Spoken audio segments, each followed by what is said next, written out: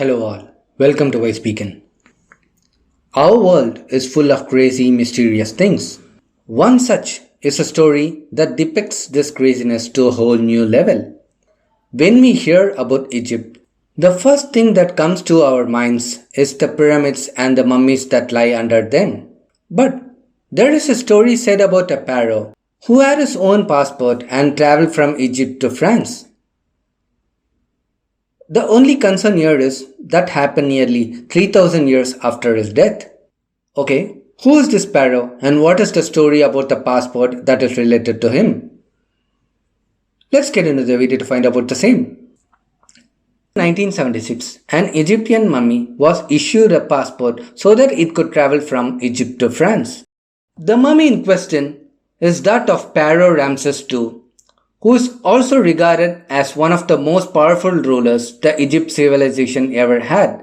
Pharaoh Ramses II's remains were issued an Egyptian passport nearly 3000 years after his death so that he could be transported to Paris, France, for an irradiated treatment to prevent a fungoid growth. It was suggested by Maurice, a French doctor studying his remains, said that the mummy was threatened by fungus and needed urgent treatment to prevent total decay.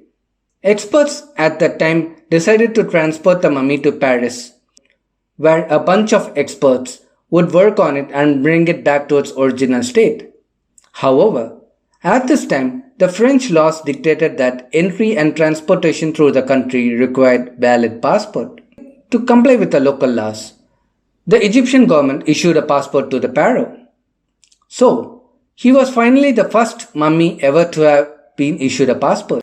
The passport has his occupation as king and in the bracket deceased. Some people say that it was the Egypt's rule that either living or dead should have a passport in order to leave the nation. After inspection and restoration in France, he was sent back to Egypt. The research shed light on the life of the legendary ruler of Egypt, who was 5 feet 7 tall and had red hair. Well, that's all for today. Thanks for watching. Please give your likes, comments and dislikes, and please don't forget to subscribe to my channel. See you.